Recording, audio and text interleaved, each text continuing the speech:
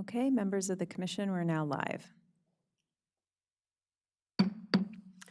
Good evening and welcome to the December 17th meeting of the Montgomery County Historic Preservation Commission. My name is Karen Burdett and I am the chair.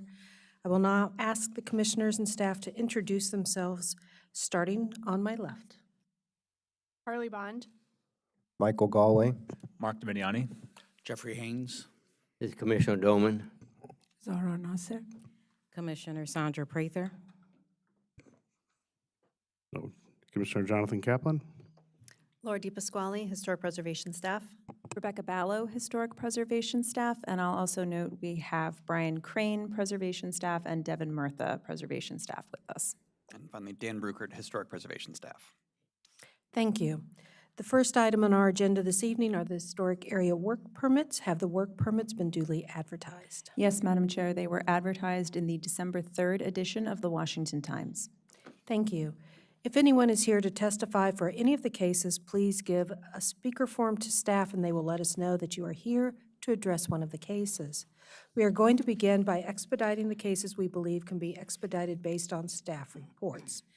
Is anyone here to speak in opposition to case 1D at 812 Hamden Lane, Bethesda, 1E at 228 Park Avenue, Tacoma Park, 1F at 515 New York Avenue, Tacoma Park, 1G at 7200 Holly Avenue, Tacoma Park, 1H at 201 Ethan Allen Avenue, Tacoma Park?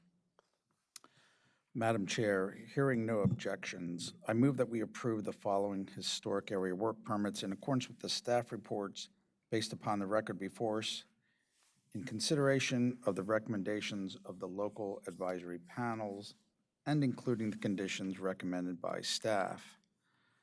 HOP number 1141392 at 8012 Hamden Lane, Bethesda.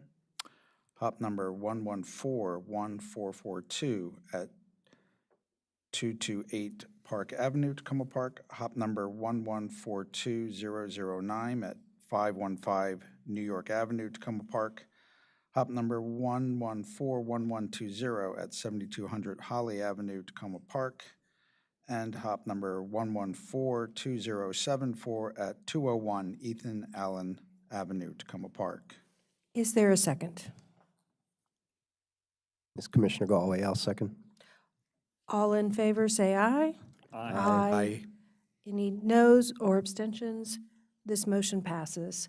Thank you all for, the motion passes. All those cases are approved. If you have any questions, you can speak to staff tomorrow during regular business hours. We appreciate your work to preserve your properties and in working with staff to submit easily approvable work permits.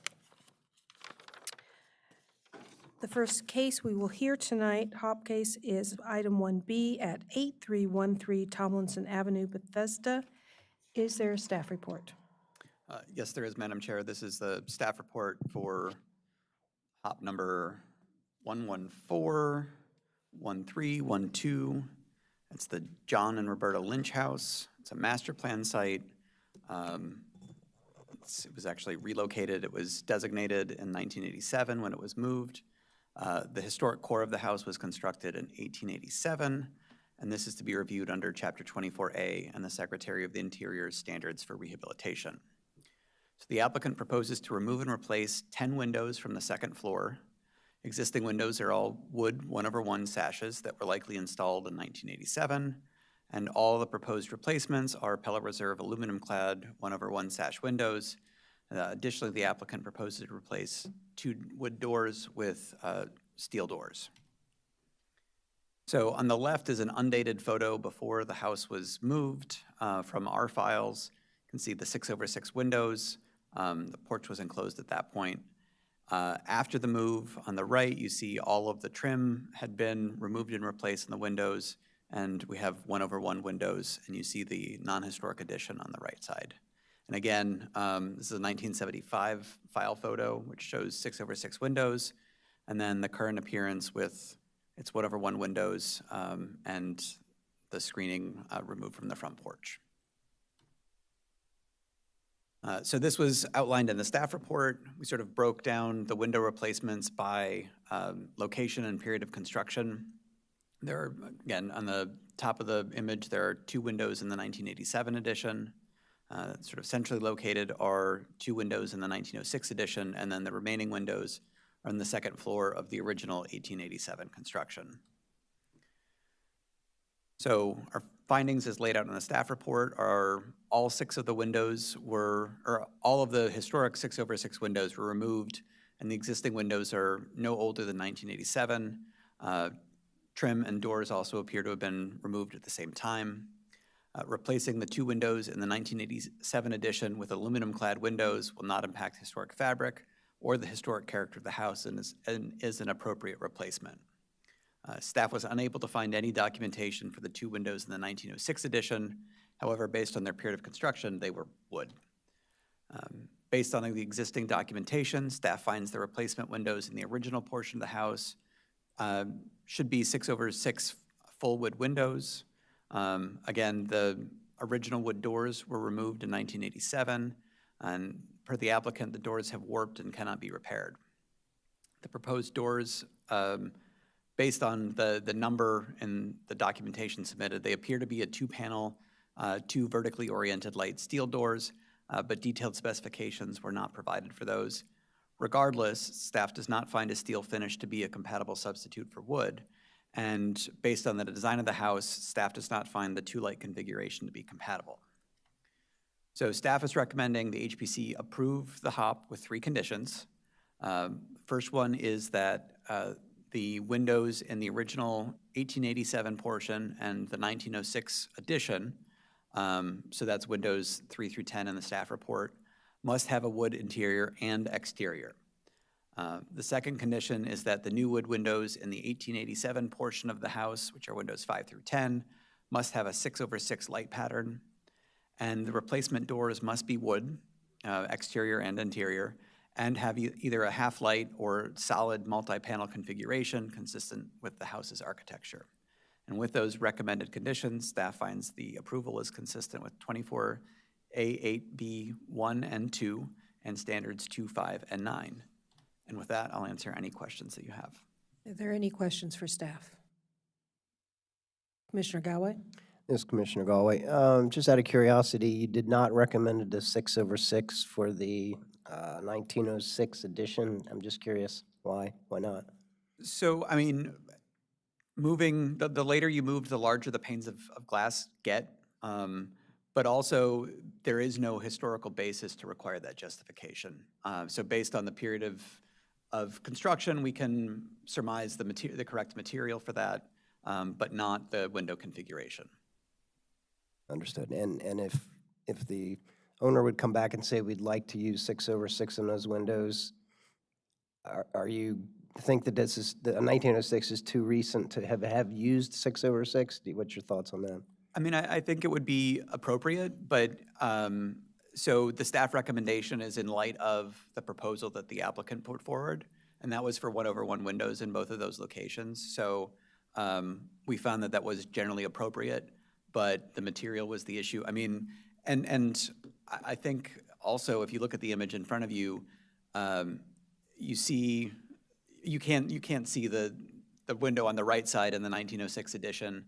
And because of the narrow setbacks on the left side, the visibility of both of those windows is relatively limited. That makes sense. Thanks. Commissioner Doman? Yeah, this is Commissioner Doman for staff. How about the window trim? We're talking about replacing the windows 6/6. Is there a requirement, are you putting out a requirement that it duplicates something from an earlier picture that we have? No, because the window, they're not proposing to replace any of the trim. So it's, if they were going to change it, we would rely on the historic documentation to guide that alteration. But as it stands, they're not proposing to touch it, so we're not going to require them to take affirmative steps to repair it or to restore it. Any other questions? If not, we can move on to the applicant who is with us virtually today. The applicant is Yvette Jolinao. Did I just butcher that, or is that the correct pronunciation? Galino. Galino, I'm sorry, I did butcher that. It's You will okay. have 7 minutes to make your case or explain why you disagree with the staff's determination, and then we'll ask questions of you. Okay, thank you so much. I wanted to thank everyone for giving myself to represent for myself and for my husband Floyd. Unfortunately, he had to do some overseas travel to Jordan unexpectedly. So I appreciate you letting me represent for him. With regards to the first set of recommendations with the window um, not be made of aluminum clad, and it must have a wood exterior. We are glad to comply with those conditions, and I'll make sure that the contractor revises the work, and the changes will be resubmitted to the staff. In reference to the second set of conditions with regards to having them 6/6 light pattern, our goal originally with replacing these windows was to kind of keep them in harmony and with the same configuration as all the other windows in the home, both in the addition and in the historic portion. So we didn't really want to make any major alterations because it's only, a few windows. The home currently has about 30 plus windows altogether, all the way around. So we didn't want to make any major appearance changes. We moved into the home in 2014 and we've not altered the windows or made any, had any intent to alter any of the windows. Our hope is just to replace the ones that are in very poor shape. The second floor windows, our biggest concern with this second condition is to change them over to 6/6 light pattern would change the harmony and the congruency of the house, because at this time we're not really prepared or planning on replacing any of the first floor windows. So our worry is if we replace all those second floor windows, it would just look very awkward. We actually did have our contractor and actually two contractors look and examine all the windows for the home. And we just picked out the ones that were in bad shape. In their opinion, they said that all the other windows are in really good shape and probably won't need replacing for another 10 years or so.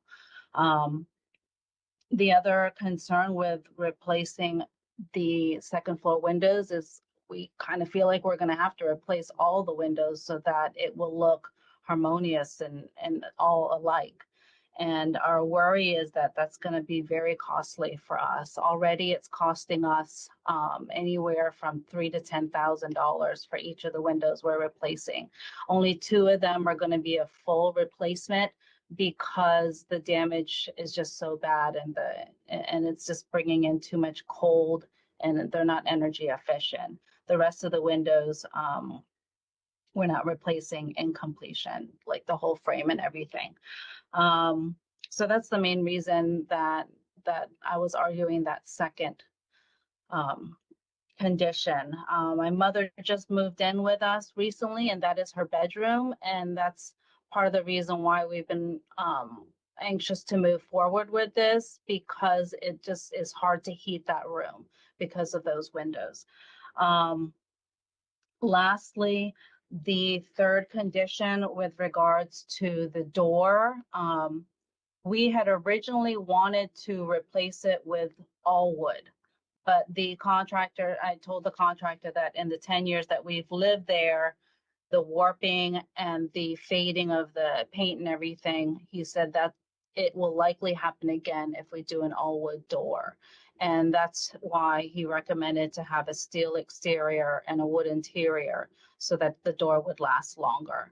If in fact that's something that we don't get approved for, we're more than glad to keep the material exactly the same and go with a full wood door in the design that it was stated here, either the half light or a solid multi-panel design. I did not really have anything else to say on the matter. I guess at this point I can take questions. Are there any questions for the applicant?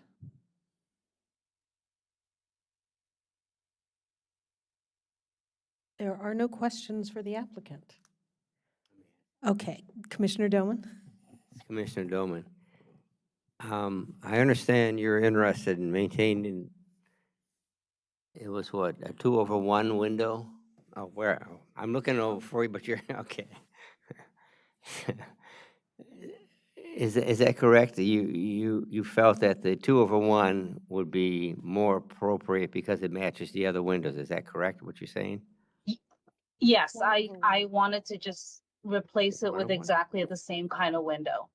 I think it's 1/1 One, sack my is what mistake. they I'm sorry. said. It's 1/1. Yeah. It's okay. Would you be really against going with 6/6? Is that um, detrimental to your view of how the house looks, or would you be amenable to doing that? I would have no problem with it if we were able to replace all the windows, only because I just want everything to look exactly the same, right? The second floor to look exactly the same as the first, and the rest of the house to also have the same matching windows. I don't mind changing the look, but right now we can't afford to replace all of them so that they're all matching. I hope that makes sense what I'm saying.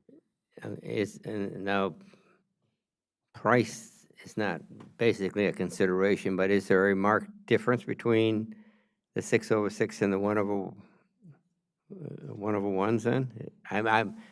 You don't have to give me exact numbers. I'm just looking for a ballpark. Is it financially a lot more expensive doing this? That's actually a very good question. I was not able to contact the contractor in the 2 days that I was given the information from the staff. I'll be more than glad to ask, but I do know that the price range to replace the windows can vary from 3 to about 10,000. Like the two windows that we're replacing in full because they're so damaged, that's going to be a $10,000 replacement for each window. And that's, I think, Floyd, and my biggest concern with this is it's going to be very expensive for us to make sure that all the windows match. Okay. Thank you for your input. Thank you. Any other questions? This is Chair Burdett. I just wanted to clarify that you understand that the older house is a master plan site. So part of that is, its distinction is it's unique and is supposed to stand out from the newer construction. And when we review other houses, other additions to historic properties, we actually require that there is a differentiation between the new construction versus the original historic construction. So we actually discourage straight harmony, as you would say, or straight copying to make everything blend and look alike. We don't want that. We want the historic property to stand out more or different from what is added in. And we generally would require when someone's adding on that they actually have to step in the walls from the existing walls so that there is a mark, a clear mark between old and new. And some of the detail, we don't like them to copy exactly the same detailing and wood trim and things like that, because we want that historic property and its detailing to stand out, unique. So I just want to make sure you understand where our reasoning comes from for this. And if that's all, if there's no other comments, then I think we need to have a discussion for this instead of a straight vote. Would somebody like to start? Commissioner Haynes. Thank you. I had the historic resource, my understanding is that when it was relocated at that time or shortly thereafter, the historic windows were removed and the 1/1 windows were installed. I don't know if was done without the Historic Preservation Commission's review or not, but had it come before the commission, we would not have approved the substitution of 1/1 windows for 6/6 windows. So our mission here is, as the Preservation Commission, is to maintain the character of historic resources. And so this, we're seeing it as an opportunity, since these windows need to be replaced, that we can bring the character of the original historic resource back to its true identity. And so I think, and I appreciate your concern to have a holistic view of the house and continuity, but I do think the historic house and the addition are different enough, just in their design and their detailing of windows and siding, et cetera, that you can tell they're not built at the same period of time. And so it would go to stand, and had the windows, the 6/6 windows, been maintained, it's likely the addition windows would have been something different, whether they would have been 1/1 or 2/1. There's a good chance they would have been approved to have a different mutton pattern. So I think for myself, I see this opportunity to bring the original character of the master plan house back into its true original design, and it's okay that the rest of the house has 1/1 windows, because it is a different period of time. The detailing of the house is not, of the addition to the historic resource, is not precisely the same, and it's different enough that you can decipher the historic portion from the newer portion.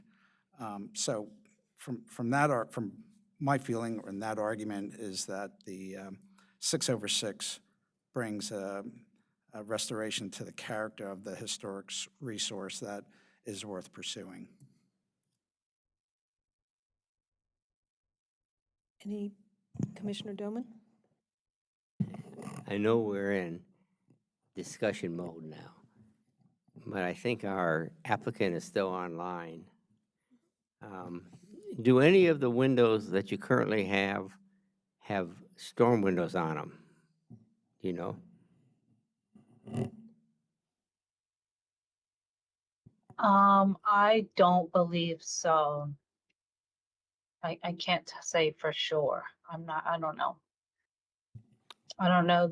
Everything, all those windows were there before we purchased the home. And like it was said before, all the windows were installed at different periods. Surprisingly, the first floor of the historic home, those windows are still in very good shape. Well, my house, I have wood windows, pure, no, not aluminum clad, nothing. I have wood windows, and they've been there for 40 years, but I have storm windows. If you're the requirement is wood windows, you need to seriously consider storm windows also. I know that may not be in your budget, I know, but wood windows, besides being painted and being maintained, a storm window is almost a necessity to maintain your windows. So it's something for you to think about. Thank you. Thank you. Any other Commissioner Nasser? This is Commissioner Nasser. I understand your concern. I just wanted to confirm that on the historic house, you're worried that if you don't change the first floor windows and just change the second floor windows, it will look different. You're not talking about the additions. I just wanted to point out that windows 7, 8, and 9 are kind of separated from the first floor with a porch kind of roof. So that helps to kind of separate them, and it's not going to be a matter of like 6 over 6 or 1 by 1. It would look fine. 5 and 6, you just have one window on level 1, and hopefully in the near future you can also change that. So the historic house will have on first and second floor have all 6 over 6 windows. I'm not sure if there's any window on level 1 on the left side, like under window number 10. But once again, there might be one on that side. So you technically have to change maybe 2 more windows in the near future. So just consider that. And if you do that, then it will separate the historic house from the additions, and that would be all consistent and it would address your concern. But to add to Commissioner Haynes' point, I think it's appropriate to try to bring back the historic character of the building, of the house, now that you have the opportunity. Thank you. Any other comments? Commissioner Galway? Yeah, just a couple thoughts. One, I agree with Chair Burdett in indicating that it is important to distinguish the the original home from the rest of the addition. So I would certainly be in favor of the 6 over 6 lights. The next comment is really probably more a question to the architects on the staff here. I seem to recall, having reviewed multiple homes over the years, that there are oftentimes situations where a particular home has a number of lights on say, the upper level, and it's different on the lower level. And what I can't appreciate is whether that's something that is just sacrosanct, or it's something that we shouldn't allow to happen.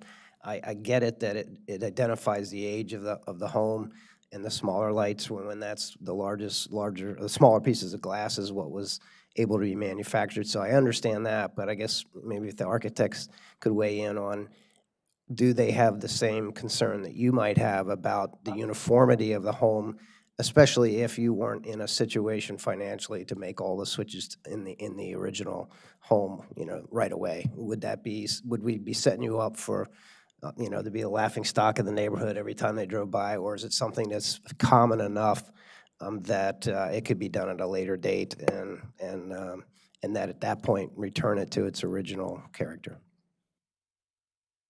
I think we would ask for some input from staff on that, because staff has seen so many more of these on a regular basis. So, I mean, we have seen some instances where there are incongruous, but for what I've seen in reviewing the literature is that higher style houses would have had 2 over 2s, and there's almost a matching design of this house from the Eastern Shore of Virginia that is it's like this stretch, just about a third, and it had 6 over 6 windows when it was taken in 1995. So, there are a variety that would be appropriate for this house, but in this case, we have documentation that goes back to what we surmise is the original configuration. Thank you. Commissioner Haynes? Would the applicant be eligible for tax credits for the historic portion of the windows in the historic portion? Yeah, it would be a 25% tax credit as applied to their property tax bill.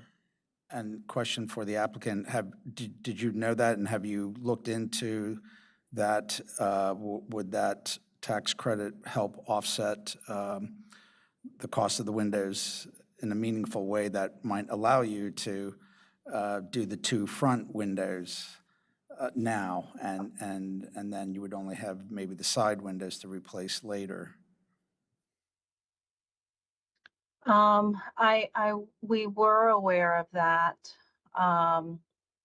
I think our biggest concern is how soon could we do the other two windows? And that's the thing, we didn't want to be in a situation where, okay, let's do the ones that we requested and wait until we can do the other windows. So that would be a period of time that it would just look different. And we just didn't want to be in that kind of situation. So we are aware that would help a little. I just don't think it would help enough that we could do all the windows at the same time. Understood. But I think if you could do the two front windows, that would really help at least the historic resource kind of tied together more than not, than just having the second floor 6/6 and the first floor 1/1, because you'd really only have one window in this view that we're seeing on the screen that would be a 1/1 on the historic resource. If you could, with the tax credits, would allow you to replace the two front windows on the main floor, then I think it makes it more palatable for you not to have all the windows the same, is my thinking. Certainly worth looking at. Yeah. Yeah, our biggest concern, if you're looking at this photo, is on the side of the historic house, that one in the top right corner is the one in the worst shape. And then on the opposite side, which I think in the other diagram where it's numbered, number 10 is also the worst. And that's probably what's costing us the most out of all the window replacements. Are those full window replacements, or those are the inserts? Those two would be the full window replacements. The one in the top right corner on the side of the house, and then on the opposite side, which I believe is number 10. Mm-hmm. And then the others on the historic house are the inserts. Correct. Correct. Hopefully I'm gonna look into seeing if I can get those other windows on the first floor to just be insert replacements. That might help us with the cost. But yeah, I just don't think we'll probably have to forego doing all of them at the same time until we can do all of them financially at the same time. And I noticed your submitted Pella specs in the application. Have you researched any other brands like Marvin or Weather Shield for kind of competitive bids? I did invest in looking into getting an estimate for renewal by Anderson.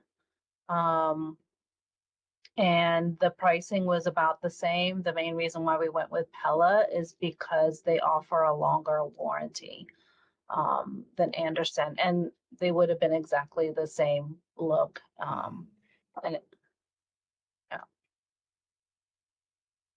Thank you. thank you. Any other comments?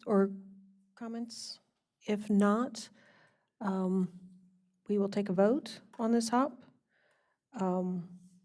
I think we can do it all at one time. I don't think we need a roll call on this one. All right, can I have a motion, please?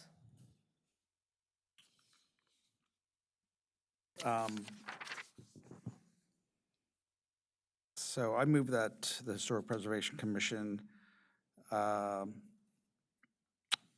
sorry, one moment here. I move that the Historic Preservation Commission approve HOP number 11411312 at 8313 Tomlinson Avenue, Bethesda, based on the recommendation of the staff recommendations with the 3 conditions as outlined in the staff report. Is there a second? Commissioner Doman, I'll second that. All in favor, say aye. Aye. Aye. Are there any nays? There are no abstentions, then this motion passes. Staff, you can talk with staff, they'll explain to you what is you need to do and what options you have as far as the tax credits go. Okay? Thank you very much. Okay, thank you. Thank you. Okay, moving on, we're going to listen to preliminary 2A at 15911 Redland Road, Durwood.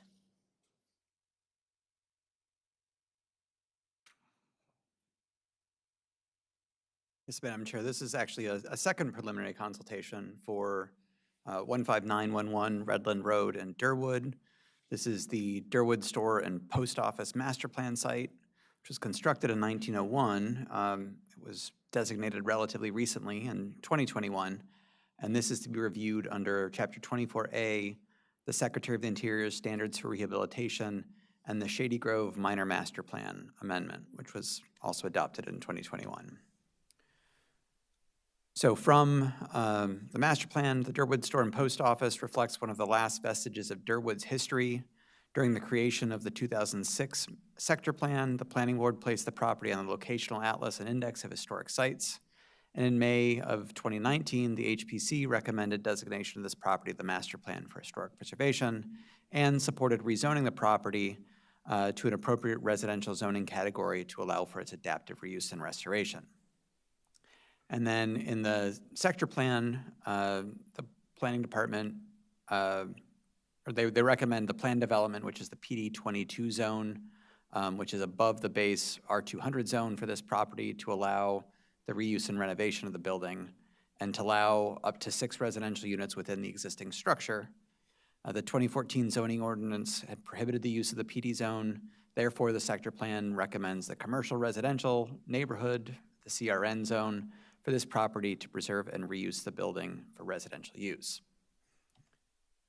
So to date, a lot of work has been done. As Commissioner Doman pointed out during the work session, the building interior has been gutted. The metal roof was replaced with new metal shingles. This was determined to be an in-kind alteration, which is why the HPC didn't weigh in on it. The applicant demolished the rear 1950s addition. This was approved by HP staff when it was on the locational atlas before its master plan designation. All of the basement, well, all but one of the basement level door openings were closed as part of the 2024 HOP approval. The asbestos siding was removed and newly milled shiplap was installed. That was part of a 2024 HOP.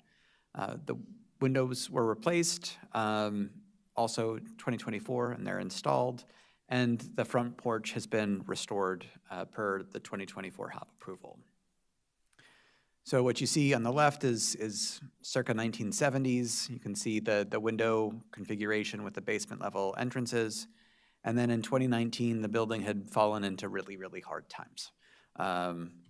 It's nice to see the building look taken care of, and I think we at the staff are all excited to see these changes.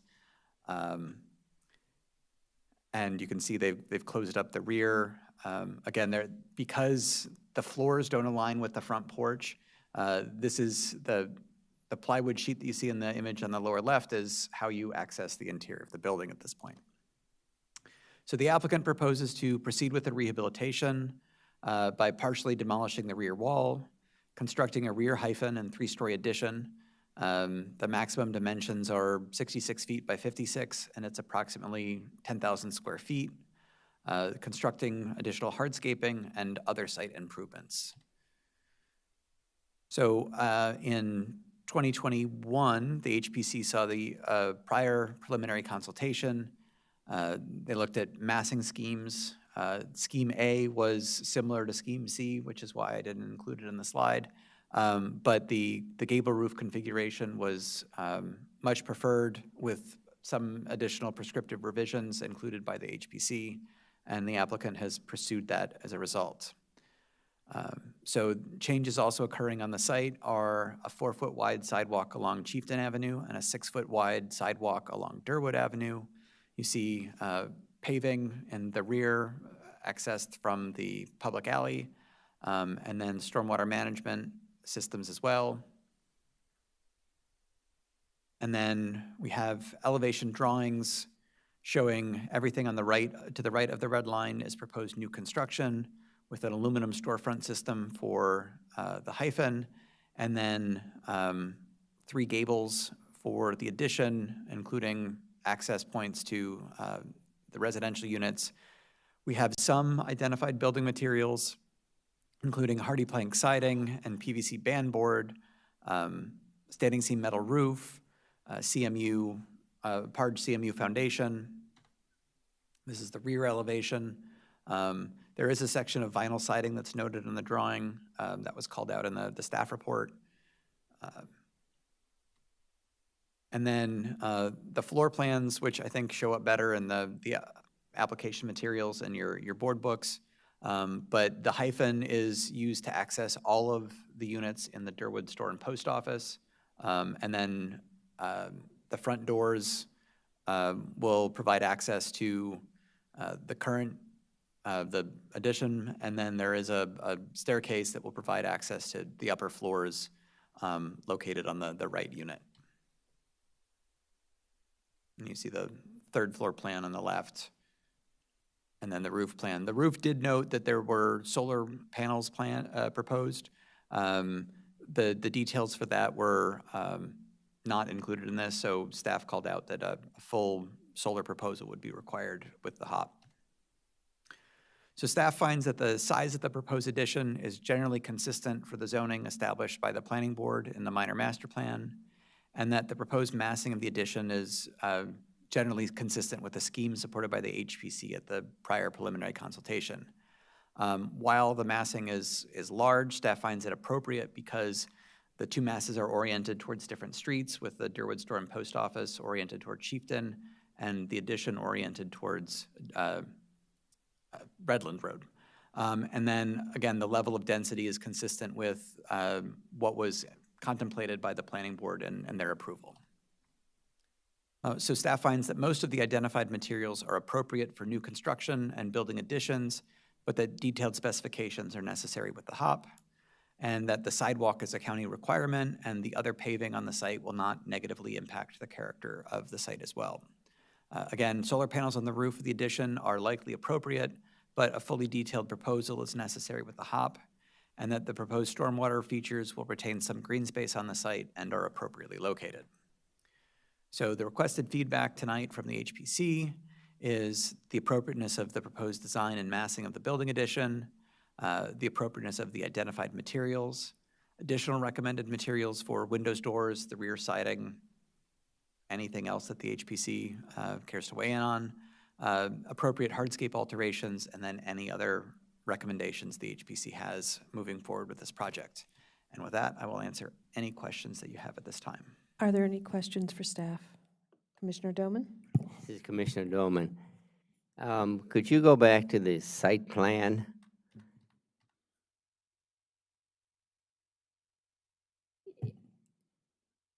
Yeah, this shows the front of the building that goes towards Durwood Road as being like a sawtooth. That's not the case, is it? Hasn't this been changed to be like 3, like that? Yeah. Yeah, so Yeah, go back. it had been revised, so instead of 6 setbacks, there are only 3. So again, this is still a preliminary consultation, so we're not in the final stages. But yes, there are 3 step backs on the addition. So this is correct here, what we're looking at, Yes. but the site plan doesn't reflect it correctly. Okay, I understand. Yes, thank you. Any other questions for staff? No more, there are no more questions for staff. The applicant can now make their case. Any presentation, any comments you'd like to make, please turn on your mics so the lights are green and identify yourselves by name and your relationship to this project. Thank you. Hello, my name is Lawrence Smith. I'm the owner and the applicant of the project. I think I'm with many friends over the years on this project. We've got to this stage right now where the historical building is back to where it was. Basically, the inside is not done as they mentioned. So we've gone through the county with the basic site plan on staff level only. We had to go get a zoning variance, which we just got that a couple weeks ago. So now our setbacks will be all legal right now. What I'm looking for right now with you is input of the addition, meaning, this is the final run, because next we want to submit to the county for building plans and stuff like that. So any comments that you have or minor changes or, like they said, materials or this or that, we're open. That's what we're here for. Last time we came here, we had to make changes, which cost us time and money with windows and reframing stuff, and that was a setback to us. So we hope tonight we can get a kind of a concrete, this is okay, this is what we want, this is what we can do. And again, I'll work with you and whatever we need to do, but we just want to make sure we move forward and not backwards anymore. And that's basically the summary of everything. This is Michael, he's the architect, and he can also answer any questions that you have.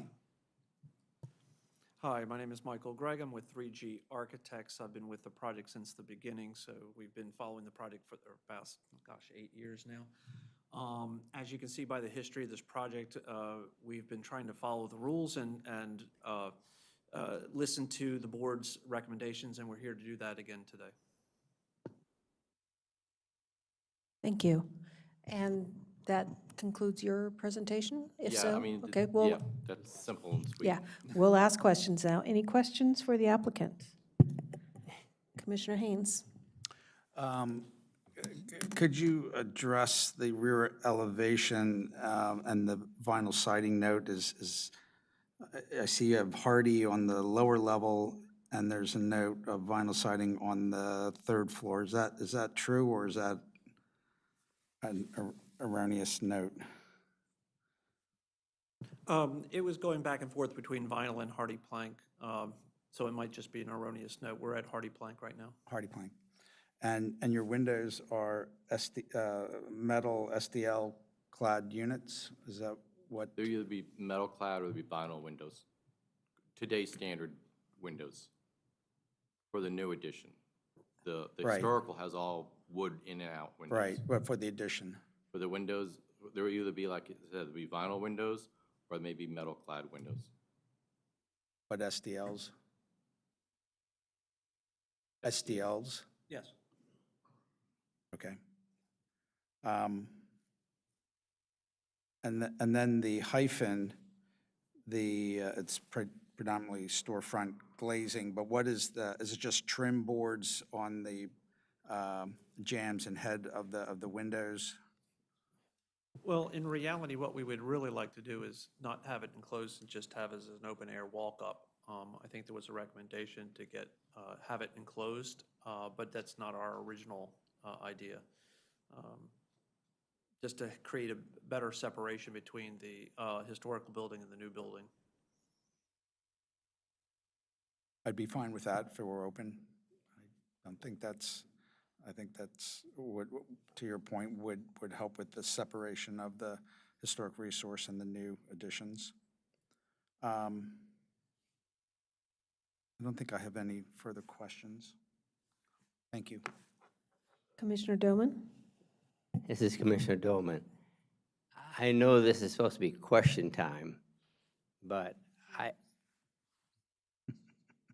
want to say you were responsive. I think this is the third time I've seen you here. And I know we had a lot of comments, a lot of input. I think you have been responsive to our comments. That's what I want to say. My question is, and I have no problem with the massing, okay, but what happens to the porch? How does that, is that just architectural feature, or does it actually, can you actually enter the building through that? The historical one on the left of the screen? Yeah. It is just for show. It Okay. doesn't align with any of the floor levels that are there, or, we don't know when it got changed. I guess when it got turned into an apartment building back in the 50s or 60s, it got switched somehow. And so it got enclosed and it got boarded up.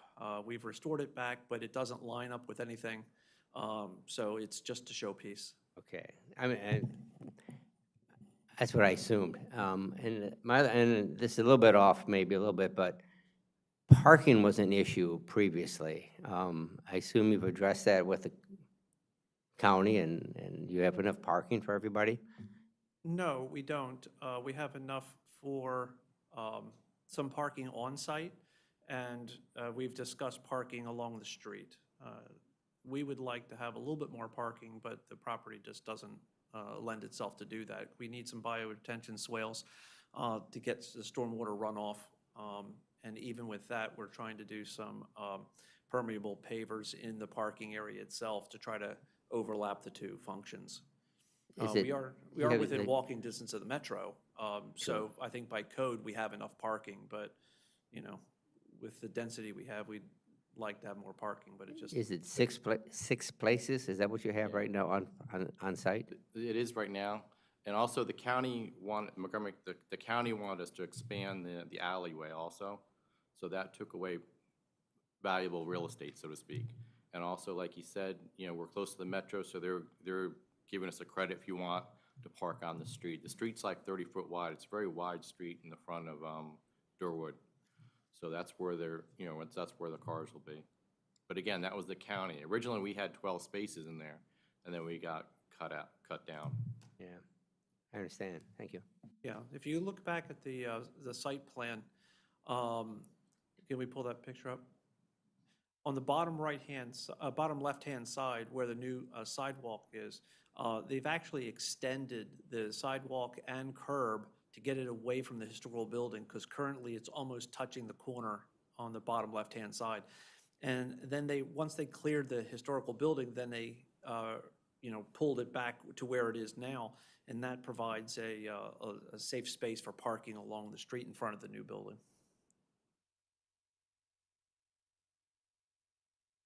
Any other comments or questions? Commissioner Yeah, Kaplan? Commissioner Kaplan, just while we're looking at this section, just a small question. That triangle between the sidewalk and the historic house, what's proposed for that? Is that landscape or? On Durwood, there's that little, you got the sidewalk, you got these, yeah, right there. What's that gonna be? Part of the right. It says may be existing planting. concrete. Yeah, there is existing concrete there because the concrete is like 6 foot. It goes to the crumbling street. So we'll probably put plants there, softscape stuff. Yeah. Okay, Right thanks. next to the Grass and sidewalk. planting, because currently, that's how you would have entered the building in the 50s through 70s, from the side, from the apartment. But because we're coming in from the elbow area, we're not entering the building at that point. So there's no entry way along that side, so it'd just be landscaping. Okay, thanks. Any other questions? Commissioner Haynes holding up his finger. Well, He's thinking. I'm looking at the hyphen, and is there a sidewalk from the street sidewalk to the hyphen? It's not showing on the site plan. Yeah, the newer one has one there. Oh, okay. That's all. Thank you. All right, and if that's the end of the questions, then we will move to our comments, since this is a preliminary. Would somebody like to start? Commissioner Doman? Actually, my comment was kind of already made during questioning, but I think you've been very responsive to our comments from the staff and from the commission here about the sizing, the massing. And you've had several iterations of it. I think this one looks, to me, to be very doable. I like the appearance of it. I think you got the sizes right. I like the way the hyphen is. If the hyphen is open or closed, it doesn't matter. I don't think it, to me as a HPC anyway, it doesn't matter. Maybe if it's you might find the tenants might like it enclosed or something like that, but I don't think that affects anything. But I think, and I have, for whatever this is worth, this is, I had to go down and get my vehicle emission test run, right? So on September 20th, I was down at the county where you get your vehicle checked out, and I looked across the street, and you actually had it, you got all the side, or you got the siding up, but you got the, what do you call it, the hardy, not, what is it? The shiplap. Yeah. It's a cedar siding. It's Yeah. a cypress siding. But, and then the pictures that are in the staff report, you've got all the siding put up, so between September 20th and now, you made a tremendous amount of progress, so I'm pleased to see that moving forward on the thing, so as far as I'm concerned, I think you're on the right track. Thank you. Thank you. Commissioner Nasser? I don't want to repeat Commissioner Doman. Thank you so much for revising the design. I think everything is appropriate. The design looks very good. I don't think, I have no issue with opening up the hyphen. I actually think it's a good idea. Just one minor comment on the rear elevation. I understand rear elevation, the left side, you have a double door, and above it you have restrooms on second and bathrooms on second and third floor. If you could just consider flipping the bathroom so you can have a small window to that room and kind of balance that elevation, that would be great. It's not a. Go back to the rear elevation. Yeah, above that double door. I understand that there is the top or shower is right now behind that wall, but if you flip the bathroom, you will be able to. She wants windows. Okay. But that's just a minor, the overall design, I think everything is appropriate, and I think you did a great job. Yeah, we can look into that. Any other comments? If not, oh, Commissioner Haynes. I too feel you've come a long way. I think the massing is appropriate. I feel it's in scale with the historic resource and the older buildings of Durwood. I think the hyphen is working well to separate the historic structure from the new addition, whether it's open or closed. That's your choice. I think the materials are also appropriate.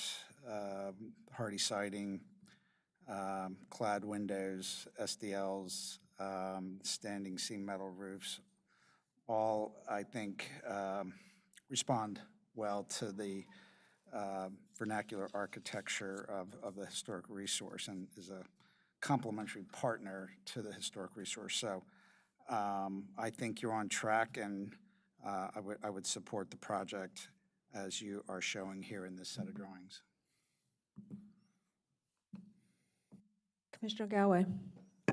Keep it brief. Also, thank you for reacting to a lot of our previous comments. It's obvious in the resubmittal. I think the materials in general seem compatible.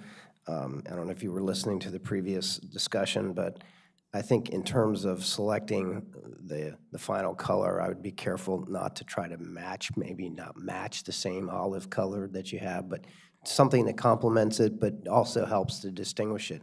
And I don't think that for 1 minute we would look at this and think, oh, it's all historic, but just, be sensitive to that as you're selecting your colors and those things.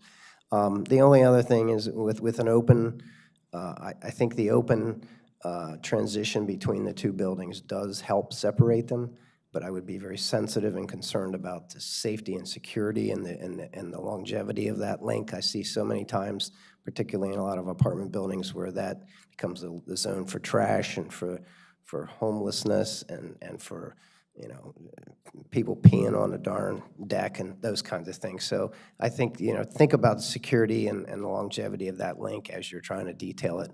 I think I could go either way with it, whether it's enclosed or not. Thank you.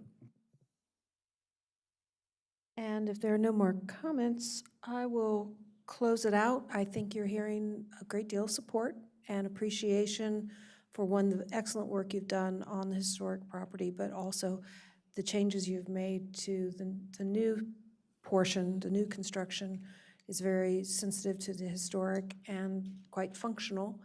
The only concern we apparently all have is the connector. And I kind of fall on the safety side, thinking about the snow and ice we've had this week. But possibly if there's a way to close off the lower level but leave the upper ones open, I don't know. That's between, that's you guys. I think you can come forward with a hop now with this, and we look forward to seeing you soon. Thank you. Thank you very much. Thank you. All right, moving on. We are going to listen to item 3, discussion item for Poplar Grove Waters Family Cemetery, and there is a staff report. There is, Madam Chair. One moment while we get everything set up. We'll be ready to go in just a minute.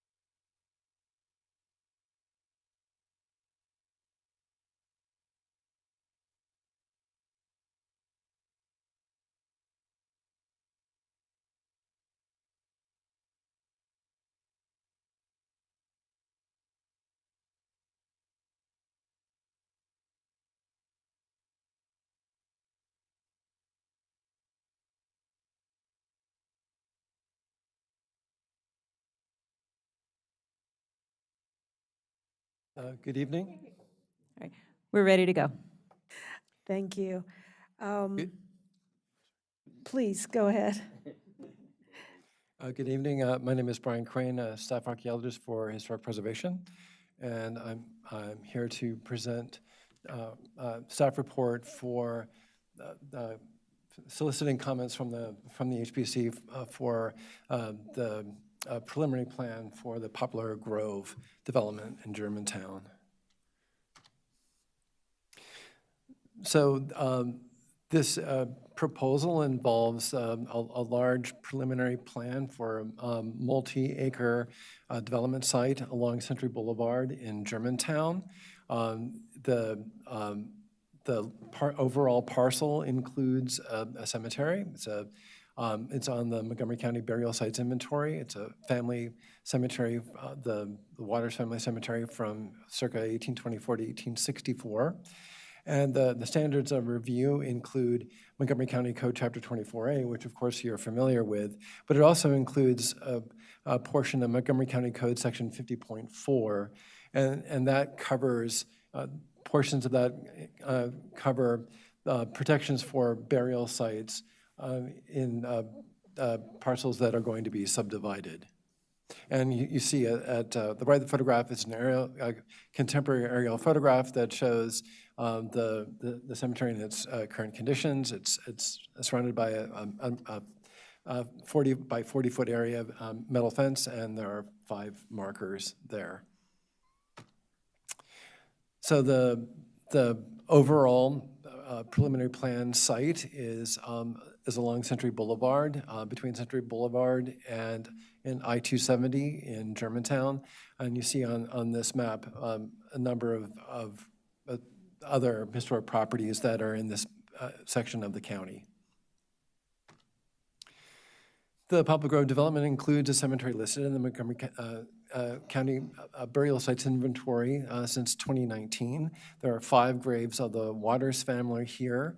There was archaeological field work conducted in 2018 and 2019 that looked for evidence of graves outside of the fenced area to make sure that there weren't other graves present.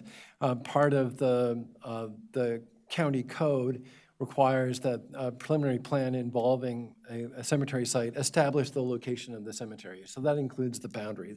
That work has already been done, and no additional graves were found out, or evidence of graves was found outside of the fenced area. There were additional possible graves found in adjacent county right-of-way in conjunction with a planned county DOT project for Dorsey Mill Road. And you'll see where those are in a moment.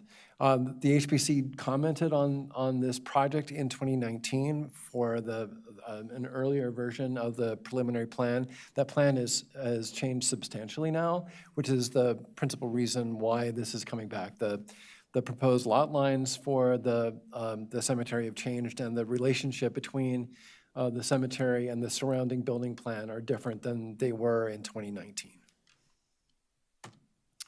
So in 2019, the HPC's comments were that it was generally in support of the project and plans to support the cemetery. They provided the following comments. The markers here refer to historical markers, that those markers should have a map showing the relationship of the cemetery to nearby related historic sites, and more about Zachariah Waters and his Revolutionary War service. And the proposed park should put that into historical context. The applicant should continue to cooperate with historic preservation staff and the Germantown Historical Society. The applicant was asked to create a detailed first phase maintenance plan in addition to later detailed plans for maintenance of a cemetery and related park. That's also a part of the county code for protecting cemeteries during parcel subdivision. The first phase of the proposed Waters Cemetery Park development should include interpretive signage and visitor benches. Development plans need to include the possibility of interment of skeletal remains from the MCDOT highway project. In other words, if Dorsey Mill Road is constructed and the county exhumes graves there, the HPC asked the applicant to allow for those remains to potentially be reinterred within the bounds of the Waters Cemetery. And that also the development plan should account for the possibility of other skeletal remains being uncovered elsewhere from the project area during development. Again, there's no archaeological or historical evidence to suggest that there are additional graves within the applicant's project, but it's never impossible. And the HPC also asked what the relationship was between the nearby office buildings and the cemetery park site. Those office buildings are no longer part of the proposal. So as I mentioned before, county DOT archaeologists did find evidence of graves in the adjacent county right-of-way. That work still has not gone forward, and it's not part of the applicant's property or their project, but for context, this is approximately where those remains were found in the red circles. This is the overall development proposal as it currently stands, color-coded by phase. And the location of the Waters family burial ground is in the blue circle at left. For your orientation, as with many of the graphics you'll see this evening, north is left. So just to orient yourself, east is up, west is down, and north is to the left. It's because of the length of the project. It is often easier to show it this way. The cemetery is located within an area that is to propose for the second phase of the overall development, and the commercial development and parking lot to the west of the cemetery is proposed as part of phase 4. And this is just a detail of the previous graphic with the cemetery site circled. So the standards of review, the portions of 24A that relate to this project may be a little different than what you always see. To review any legislation, and this is a proposal affecting historic preservation, including preparation of master plans, and to make recommendations. It's not legislation, but it is a proposal. To serve as a clearinghouse for information on historic preservation for the county government, individuals, citizens associations, historic societies, and local advisory committees, et cetera. And also, and then this last one, to advise the planning board in the event of subdivision of land containing an historic resource. An historic resource here is very broadly defined under Chapter 24A. It's not just properties that are listed on the master plan or the locational atlas. It's a broader umbrella of potential properties, which would include the Waters Cemetery. The portions of County Code Section 50.4 that we're considering this evening, in the event of a preliminary plan, includes a burial site. The placement of the lot lines must promote long-term maintenance of the burial site and protection of existing elements. So part of what the applicant is going to the planning board with is a preliminary plan of subdivision. So there are various parcel lines that are being proposed that relate to the cemetery. So the question is, do those lot lines promote the long-term maintenance and protection of the burial site as specified in the ordinance?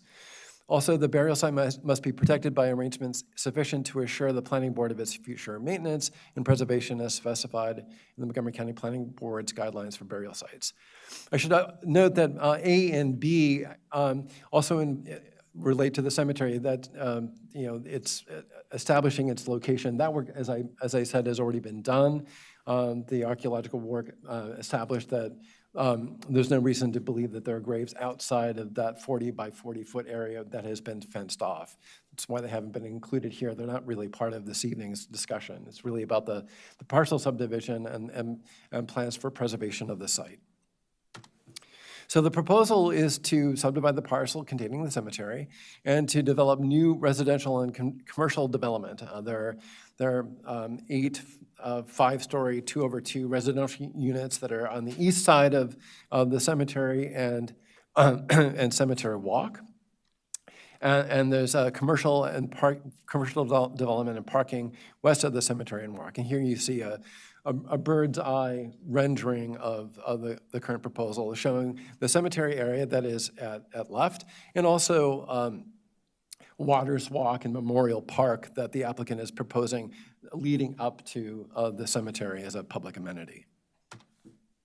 This is a plan view of the proposal. I understand that the proposed retaining wall is actually no longer part of the proposal at this point. That's on the west side, up in the drawing. On the north side, I believe that retaining wall is still there. Yeah. So the retaining wall at north left is still part of the proposal, but the other is not. So the plan creates a buffer for the cemetery, as you can see, and the lot lines, however, on the west side of the cemetery are flush with the fence itself. We had raised a concern about that. It's that buffer that is shown with the parking lots. We had discussed this with the applicant. They removed a number of parking spaces to create a more generous buffer around the cemetery site with regard to the parking. My question is that since that is the owner will be different than the owner of the cemetery potentially, will that buffer in future be protected or not? This is a rendering from the applicant showing the walkway leading to the cemetery in the distance. And you can see at right the residential development.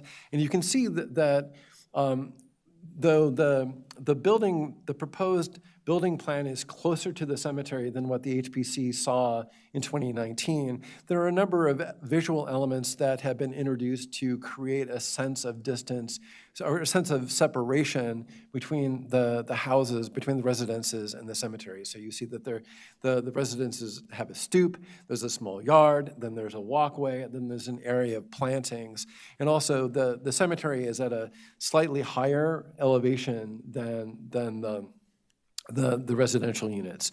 So all of that will serve to create a sense of a perspective of difference between the residences and the cemetery. And this is again, this is a plan view showing the Waters Walk and the cemetery and the sort of the setbacks around the existing cemetery. I would note there have been some conversations around the fence line, whether to pull the fence line 2 feet back from the property line on the west. We haven't supported that.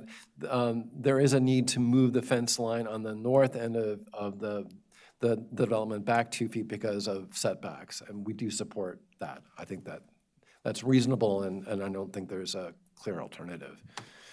Again, this is another plan that shows some of the landscaping and planting that is proposed along the walk, possible areas of signage and seating, and again, the setback from the parking. Among our recommendations, there's a photograph of the current conditions. There is a very simple preliminary maintenance plan that is in place that involves there's a gravel ground cover and some mulching that is around the stones now, and this is mowed and weeded twice a year. Something longer term is going to be necessary, and we do actually recommend that the stones be reset. We've had experience elsewhere in the county that if they aren't there during the course of long-term maintenance, there's a risk that the markers may be further damaged during maintenance, pieces may get moved or lost, and we think that having them reset with the assistance of a qualified stone conservator would be recommended. And again, there's a need to develop a long-term maintenance plan. So our staff recommendations, that the HPC reiterate the following recommendations it made in 2019. It's essentially all of them except for the last one, the question about the relationship with the nearby office buildings. That's no longer part of the proposal, so it's not relevant. But the others still are. The same as they were in 2019. And then, in addition, we recommend that the HPC support the concept, provided that the buffer on the west side of the cemetery be protected in the future, either through expanding the parcel boundaries or establishment of an easement, perhaps. We don't support reducing the fenced area of the cemetery, with the exception of the north side. My understanding is that they need to move the fence back 2 feet on the north side for setback reasons, and we think that is reasonable. Text for interpretive signage should be developed in consultation with the historic preservation staff, and as warranted the Germantown Historical Society, since they were involved in the past. And recommend that stones be reset by a qualified monuments conservator. So our questions for you are the appropriateness of the proposed lot lines, whether they promote the long-term protection and maintenance of the cemetery, the adequacy of the surrounding cemetery buffers, the Waters Walk park design, and additional items for consideration by the planning board necessary for the preservation of the cemetery. And that's all I have for my presentation. Are there any questions for staff? Commissioner Kaplan? Commissioner Kaplan, is the fence part of the historic resource? It's a contemporary fence, Okay. so it's not historical, but it certainly helps offset the cemetery and helps protect it. So it's compatible with the cemetery, but it's not historic. It is not a historic element. And you were saying that in an earlier version of the proposal, there was more distance between the cemetery and the buildings to the west or east? Yeah, both the east, on the west and the east. It was a very different proposal. It was higher density, and so I believe those buildings were to have been higher. Towers. So it allowed for a larger setback. The development now does not have the same height as that it had before. So the building program is now closer to the cemetery, but as I say, the steps that the applicant has taken to create visual separation between the building program, the proposed building program and the cemetery, and removing some of the parking spots, we believe have have provided sufficient buffering around the cemetery for aesthetics and visual appreciation. Okay, thanks. Commissioner Prather? Yes, this is Commissioner Prather. I have a question regarding access to the cemetery for maintenance purposes, specifically if there is a visual or even an approximate footage known for any type of vehicles that might need to access or maintenance professionals. I mean, it's a very small area. The area within the fence currently is 40 by 40 feet. So I don't,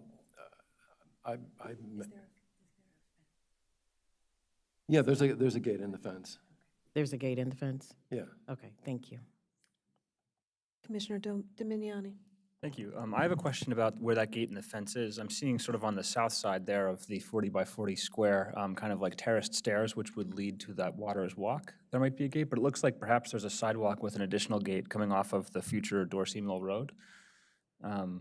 So maybe two different gates accessing the cemetery? And if so, I'm just tracking if there's two potential entrances to it, where that interpretive signage might end up being most beneficial also, whether on Waters Walk or perhaps this other sort of stretch of sidewalk there from the future Dorsey Mill Road on the north side of the cemetery. My understanding is that the access to the cemetery would be via Waters Walk. I mean, the applicant applicant is agreeing. The plan suggests maybe like a sidewalk and fence here on the north side of the cemetery. Well, I think there's a retaining wall, and I forget what the difference in elevation is, but I don't think there will be, I don't believe that there's access from that side. Okay, thank you. It would be via Waters Walk. Commissioner Galway? This is Commissioner Galway. Can you straighten out for me the sizes of the plats and plots and the size of the fence? I heard the 40 by 40, and that's the fenced-in area. Right. I'd like to understand, there was archaeological work done, and I assume that the area is smaller than the 40 by 40, so if you can clear that up for me. That's correct. And then there was reference to 3,018 square feet for the lot, which is right here on this diagram. And then I saw in the staff discussion, there was reference to a 48 by 56 foot parcel equaling about 2,600, 2,700 square feet. So just, can you put all those together and so I can understand?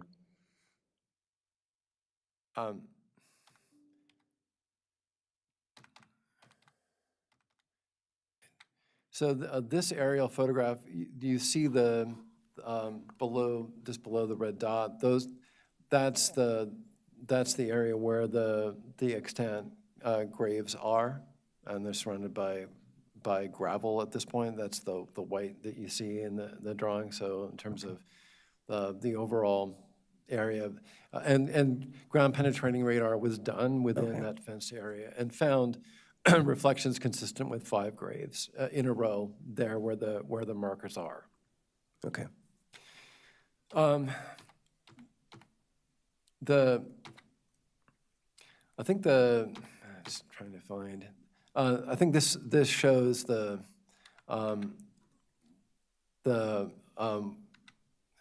see, the property line is there along, if you can see where my cursor is running, that's one part of the parcel boundary. And then I believe, I think it's 7 feet, yeah. So on the south side, as you can see in the notation, the parcel boundary is 7 feet off the fence on the south side, as well as on the east side. It's flush with the fence on the east, the west side. This drawing shows a 2-foot setback from the fence. That's not where the fence is now. Right now, the parcel line and the fence are the same. And then on the north side, actually, maybe the applicant can help me on this one. I forget if is it 2 feet on the north side. I think when we get to the questions, actually, that'll be good to direct it back to the applicant, and then Aaron, you can expand on all of that for Yeah, us. we'll do. Thank you. Thank you. Right. Commissioner Bond? Yes, thank you. I have a question about the markers. It's a little hard to tell from the photo and the presentation, but has it been determined that all the pieces are there for them to be fully reset or reconstructed? That hasn't been specifically assessed at this point, but there's enough there to reset them.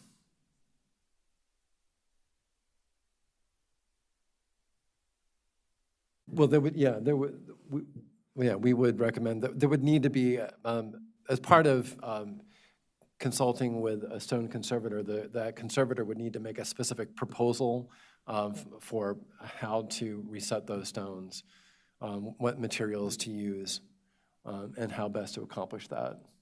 And is that something the HPC will be allowed to comment on and review? This is Rebecca Ballo for the record. I mean, yes, if that is, these are all part of recommendations for conditions of approval to go to the planning board. So if you as commissioners would like to, add additional things that could be conditioned by the planning board as part of their approval of the development entitlement, you certainly can ask for that. As a clarification for the process, if you recall the HPC recommendations made in 2019, those were forwarded on to the planning board. The planning board adopted those as conditions for approval of the preliminary plan. So in a sense, that's what we're doing again here. The recommendations from the HPC can go forward to the planning board, and the planning board may choose to adopt those as approval conditions. So your role here is advisory to the applicant and to the planning board. All right, if there are no more questions for staff, then the applicant can begin their presentation. If you will turn on the mics, make sure they're green, identify yourself by name and your relationship to this project. And we had a PowerPoint that... We have it. Just one moment. We'll cue that up for you. Okay, I'll talk while you're doing that. Erin Gerard with Lurch, and Brewer on behalf of the applicant. We're pleased to be here tonight to kind of expand on what staff just presented. We thank staff for all their work on this. We've had multiple meetings already to discuss this, and as Brian noted, have made modifications to reflect their comments. We agree with the proposed conditions. The only one that we need to continue, that we request to continue to work with, is on that west side, which was just noted is a pinch point. We had suggested moving the fence back. Staff doesn't support that. That's going to be a separate owner that belongs to the commercial parcel. So just granting a blanket easement is not desirable. We need to talk through exactly what that would look like and how maintenance could occur on that side. So we would just propose that that be further discussed as part of the maintenance plan. With that, I'll turn it over to Chris, who's going to walk you through the PowerPoint. Whenever you're ready to go to the next slide, just say next slide and we'll get you there. You'll advance. Okay, thank you. Good evening, everyone. Thank you for having us here tonight. My name is Christopher Zomp. I'm with Gensler, based in Washington, D.C. And we've been working with the applicant for almost 9 years now to develop and think about how we can bring this site forward. We can go to the next slide. I think we just want to set the table a little bit with some of the overall design principles of the project. Obviously, we are here to honor the history and the agricultural tradition of the site through our design. The site itself, the development is intended to be a walkable, connected residential community characterized by unique amenities. And we're here to tell a story through thoughtful design and placemaking on the site, of which this cemetery and Waters Walk, which we've spoken about so much this evening, will be part of. Next slide, please. We talked a bit earlier about the previous plan, so just to kind of bring that back to the forefront here for a moment. The 2019 plan, as was mentioned, was a very different plan, and the cemetery in that location to the north of the site, you can see on this diagram, was located between these two large office buildings, as Brian pointed out. And again, really was a bit of a canyon. And it should also be pointed out that this was a very future phase of the development. And to support those high-density buildings, a parking podium was planned for these buildings and for the BRT stations you can see in this drawing. So what that meant too is all of this was going to be lifted up. And there had been significant grade change between this area and Garden Street, which follows you can kind of see the center of the plan, sort of the main street, the main spine of the project. So again, there would have been, the site itself, the cemetery, was a bit disconnected from the rest of the project and really was the center of this high-density area, which we accomplished and accommodated through, again, a little bit of a buffer between the buildings and the cemetery. But in the current plan, as we've discussed, it's a different project. It's a much different project today. Those high-density, taller commercial buildings aren't in the plan anymore. We're looking at a primarily residential project with a small commercial component on that northwest corner. That said, a lot of those tenets that we talked about on the last slide hold true. How do we create a walkable community? How do we connect across and through the site and connect to the great resources that we have here? We can go to the next slide, please. So above all, as we've thought through this site, we understand that the open spaces and the landscape on the project can really be a framework for storytelling. And we like to think about this as a site characterized by both the land, the history of the land, and the people who have inhabited it and worked here. So we'll, as we think about how to characterize the entirety of the site through the different placemaking elements and landscape pieces, the Waters Walk and Cemetery becomes, again, a critical piece of that storytelling, to kind of, again, round out and complete the story of the site and how it's evolved through history. Next slide, please. So as I mentioned, the site is characterized by a large central park. As you can kind of see in the center of the slide there, the large green area, a playground to the south, another community garden and play area sort of to the north and to the east, and also these mews, these kind of pedestrian green spaces that characterize each of the residential neighborhood quadrants. So the Waters Walk, as we've been discussing, again, you can see it located at the kind of page left terminus of Garden Street. Again, Garden Street being a quite unique amenity that we've planned here that allows for essentially community gardens and planting interpretive elements to happen along that main street. So the Waters Walk is, it's really a piece, it's a key piece of the open space network and plan for this project. And, we'll receive the appropriate design treatment as such. We can go to the next slide, please. So to start speaking about Waters Walk and that design treatment, again, you've seen some of these images already in staff's report, but looking back across the historic cemetery, Waters Walk, looking south towards Garden Street, you get a sense here of that, the kind of the plantings that we would see. And we have taken care, as you'll see, we go through the presentation, to look at this in multiple seasons, not just when everything's green and pretty, but we want to understand how this will look and how people will experience Waters Walk and the cemetery through all seasons of the year when the trees aren't so full of green leaves. We can continue to the next slide, please. Thank you. The section here, I think, could be helpful, I think, to illustrate some of the points we discussed that Brian brought up during his presentation. So at the left of the image here, page left, so that's Dorsey Mill Road, so the proposed Dorsey Mill Road right-of-way. That elevation is approximately 10 feet lower than what's up on where the cemetery is currently.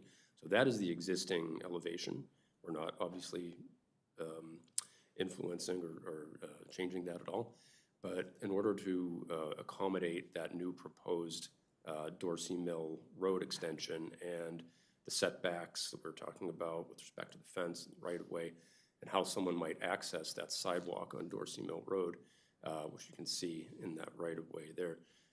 There would be access from the Dorsey Mill Road sidewalk around the east side of the site. That's what the path is showing you in the plan to the bottom. That would bring you around to Waters Walk to access the cemetery from the front, where we talked a few minutes ago about where the gate is and how people get in. So I think that's an important clarification to make there. The design of this area around the cemetery takes into advantage that grade differential and how someone on Dorsey Mill and that public right-of-way on Dorsey Mill Road can come into the site and access the cemetery. And you get a sense of that grade change that we talked about, just the natural grade of the site, how it falls across the site and drops to the south. So as someone walks towards the cemetery from Waters Walk at Page Right, you know, there is going to be a bit of a rise that you perceive as you walk towards it. We can move to the next slide. This cross-section is taken through the cemetery in the opposite direction. This gives you a sense of its relationship to the proposed commercial parking lot on Page Right. Again, working with that existing grade. The retaining walls that were in the previous reports, you can see, have been removed from these sections. And there's more of a landscape berm that would be, you can see here, Page left from the cemetery, between the cemetery and the townhomes to the left, the 2/2s. So again, that buffer that we spoke about previously, Page Right of the cemetery, would be another landscape buffer with layered plantings that again takes advantage of that natural grade differential, so that the parking area there is a visual separation. So if someone is up at the historical markers, which we'll see in a future slide here, at the cemetery level, the parking lot is actually almost 8 to 10 feet lower than the surface of the cemetery and the current elevation. So it does create that visual separation from the cemetery and to the area to the west. Next slide, please. Again, this is I think the view that Brian shared in the staff presentation. Gives you a sense again of that, the relationship to parking and the extents of Waters Walk.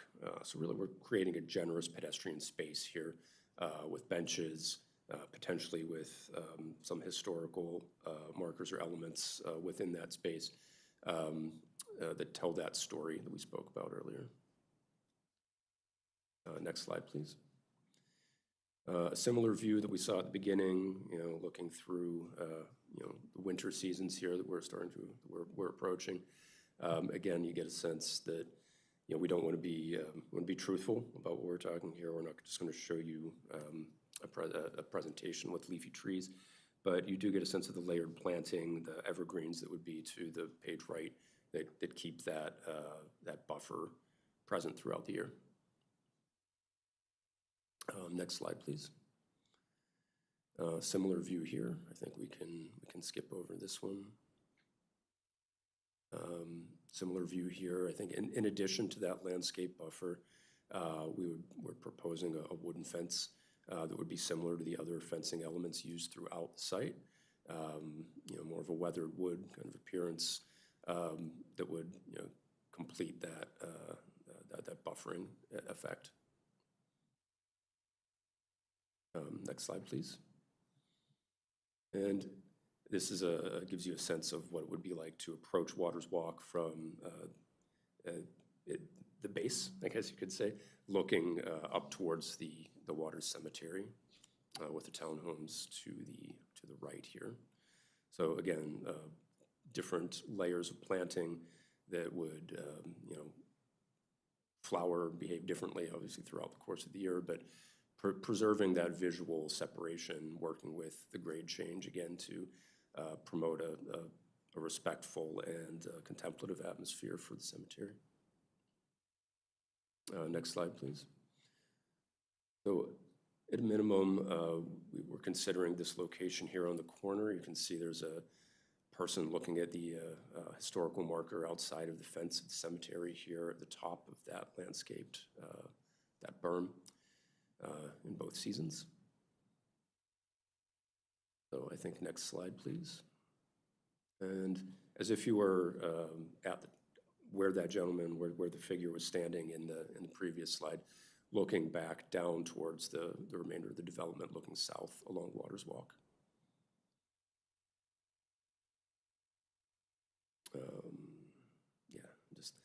And then this one is a sense of, from a stoop, one of the stoops of the 2/2 townhome units closest to the cemetery.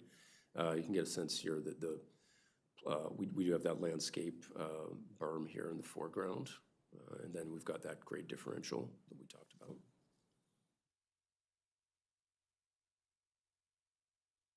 Similar view, I think, just from I think closer to Dorsey Mill Road here.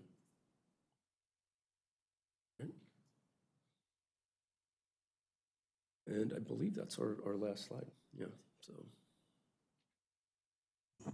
And that's the end of your presentation? Yeah. Okay, thank you very much. We will now get into asking you questions.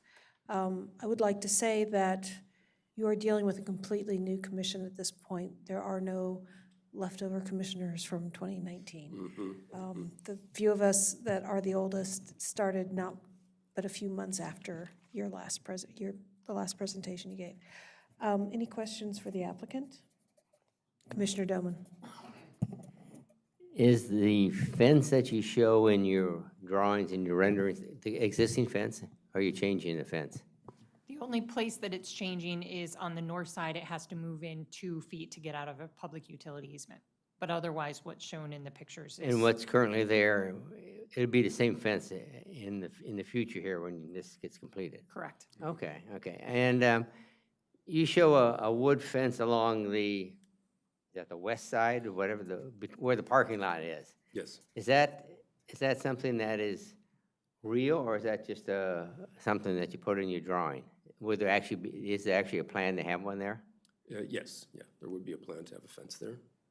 Okay. And how are you going to keep, I'm getting down to the nitty gritty. You got a lot of grass there. Are you going to have like sprinkler systems of water, all this? I mean, the pictures look beautiful, right? Everything's nice and green in the summertime. I assume you have taken all this into account. Yeah, I mean, it'll all be maintained by the future HOA. Yeah. You know, whether or not there's sprinklers, I couldn't tell you at this point, but there will be, I mean, under their site plan, they're going to need to maintain the grass and the landscaping and the fencing exactly as it's shown. So they'll have to figure out a way to do it. Okay, okay. This is Chair Berta. How do you intend to keep children and their play equipment out of the fenced area? Because you know that walkway, the kids are going to be playing along that, and little children will be chasing their balls or tossing stuff over, and then there's, of course, teenagers, which you can't do much about them, but, I mean, how is it up to the HOA to sit there and police the cemetery, or? Most likely. I mean, you are going to have units there, so you'll have, as they say, eyes on the street. So, you know, I think that those, as is typical, people kind of take ownership of their space. And so I think those residents would be upset if, you know, on a regular basis there were issues there. But yeah, it would have to be patrolled by the HOA. Thank you. Any other questions? Commissioner Dominiani. Yes, could we return a few slides, please? Could we go back a few slides, please? I think it's slide number 6, but I might be wrong. It'll just help frame my question. Okay, advance 1, sorry. Yeah, perfect. This is great, number 7. Following up on my other question before I ask the staff member, I think that perhaps I'd rather discuss with you all here. Looking at kind of the left side of the screen here where there's the future Dorsey Mill Road, I'm noting an ADA ramp approaching the cemetery. Can you discuss that on the far side of that retaining wall there? Looks like you've kind of got the road, a couple trees with the public right-of-way, then and what's labeled ADA ramp on the cross-section, and then the cemetery. Is that to allow handicapped people to access the back of the cemetery there? Okay, got it. Yeah, it's to get them up that grade. Got it. So there would be like a kind of a secondary entrance, so to speak, to the cemetery from there. Would there be additional interpretive signage on that side, or were you only imagining having that kind of at the top of the terraced stairs at the edge of Waters Walk there?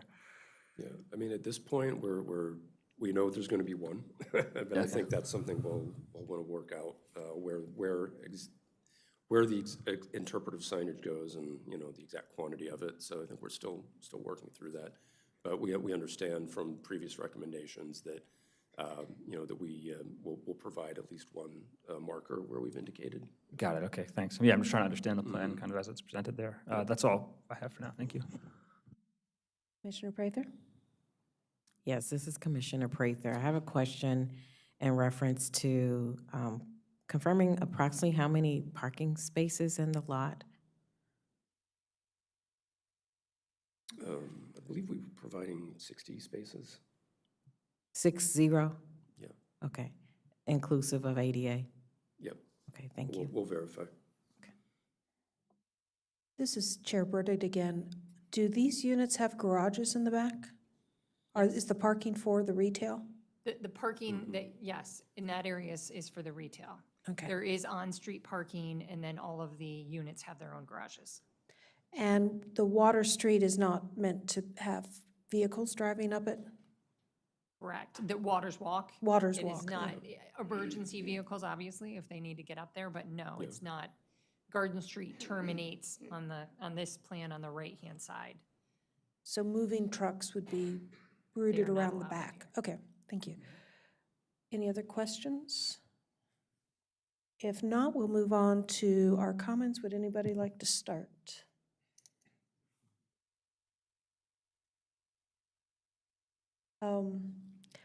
I'll start, but I think, given the density of the development, this is a fairly sensitive treatment for the cemetery in that you've given it its place and its prominence in that location, and leading up to it, you've got Waters Walk, which looks like a comfortable, relaxing place to go, also a place where people would congregate to play or to read or to do whatever.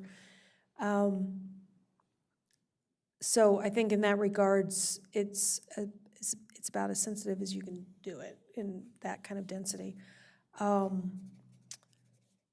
think the buffers are fine. The height alone is pulling it up and out of the common walkway. And then the terracing you have, the stone and then the grass also helps separate it off. It's a bit of a shame that the handicapped is on the far side, but the handicapped ramp, and if there's some way to work that so at least it feels a little bit more wrapped around, so it's not quite so separate. And that's all I've got for right now. If anybody'd like to, Commissioner Doman.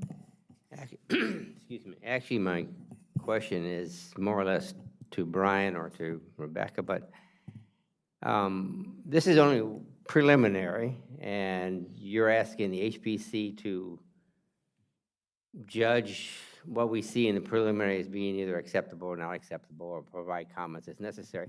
Does the HPC write, or do you, Brian, you write a letter to the planning board then saying it was discussed at such and such at this meeting, and we agree with the appropriateness, the adequacy of the buffers, and the one item was the handling the west side of the property is kind of split between two different owners kind of thing, and how that can be handled. But what happens next on this project, I guess is my question. So there will be a staff report to the planning board when the preliminary plan comes into the planning board for review. I believe the applicant is aiming for a late February date.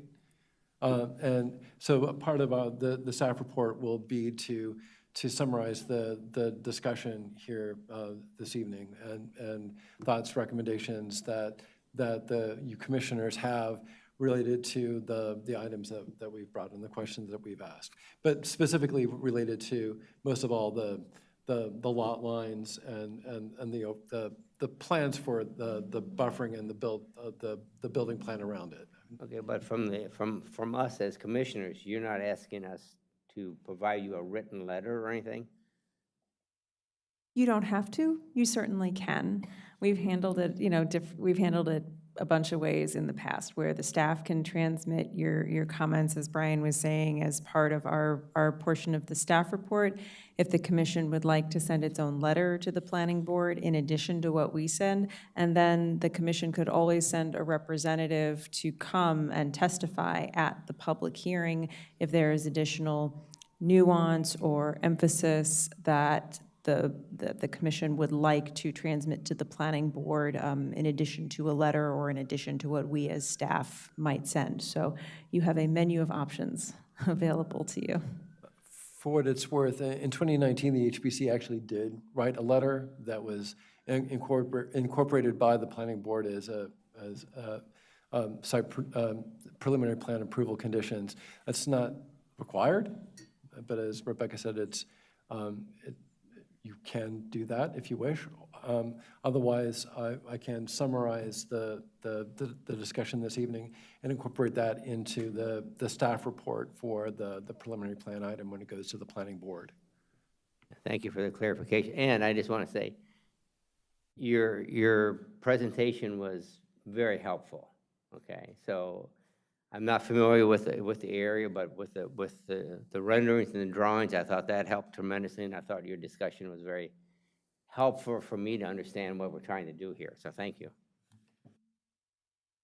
Commissioner Kaplan? Commissioner Kaplan. Yeah, I haven't seen this project, and I've actually never come across a project like this where a cemetery's, being incorporated into new development. So I'm just kind of seeing this for the kind of thing for the first time. And I think the most problematic element is just how, with the development kind of coming up, close in every direction, of necessity, I guess, it feels like the cemetery is very exposed, where like the setting originally would have been more rural, it would have been a place of solitude, and it's too bad that park that was located elsewhere couldn't have been here, so it could have been, but I think it's probably a little too late, probably a few years too late for that note. And also what I'm hearing, it doesn't sound like there's any way to push anything back between the structures and the parking and the road. But what I'm thinking is that maybe if we were looking at Waters Walk, there might be changes to make there that could bring back some of the feeling that the cemetery would have had. For one thing, I see that it's mostly hardscape. And perhaps if it was landscape with kind of maybe like a narrow path with, gravel or cinder or something like that. And if there was more you could do with landscaping right around it, just to separate it a little more. And you've got the sidewalk that parallels Waters Walk. You got those kind of like little entryways, and if you eliminated those two, it would be more of a place that was separate that you would kind of have to go to, and that way maybe the cemetery, it would feel like less of an element of this new development and more of kind of an independent historic resource. So those are my thoughts, kind of looking at Waters Walk. Commissioner Bond? Thank you. I just would like to say I agree with the chair's comments. And with regard to the interpretive markers, there needs to be at least two, so there's an equitable experience for people that want to approach the cemetery from both the ramp side and Waters Walk side, so that's very important. So at least two, if not more. And going back to the markers, I would like to make it a condition that condition assessment from a qualified conservator be submitted and that the HPC be allowed to comment on the reconstruction plan. And it's possible that interpretive markers need to account for an inability to reconstruct them. So there could be a lot of material to cover on the markers. Commissioner Dominiani? Yes, just to continue, I think I sort of failed at first to express my gratitude for what I think is a pretty sympathetic treatment for the site, and so thank you very much for that, and for coming back sort of year after year now with this, and for taking our comments on board too. You seem very receptive. So I just wanted to start by expressing our gratitude for that. I think it makes a big difference towards treating this with sympathy and ensuring that it's preserved adequately moving forward. Just to sort of pick up the threads that a few of the other commissioners had noted, I also was, first of all, glad to see sort of Waters Park or Waters Walk. The name evokes, okay, like the historic name of the family who once owned the land. Okay, I really appreciate that. But I took Commissioner Kaplan's point about the kind of the amount of energy that is directed towards the cemetery up that walkway, and noted a consistent width of the walkway from south towards north. And another idea I had as he was speaking was either to narrow it as we approach the cemetery, or yes, switch from a hardscape towards a grass with a bit of gravel or path mimicking that rural setting as we discussed. A way to maybe like increase the buffer around it might be to bring that ADA ramp towards perhaps like the other side where the townhome walkways are, rather than coming from the future Dorsey Road there as well. It could be a way to kind of create a bit of green buffer on the north side of the site, as well as consolidate your access and signage into one location rather than having it split, sort of bifurcated north and south ADA versus kind of your terraced stairs there.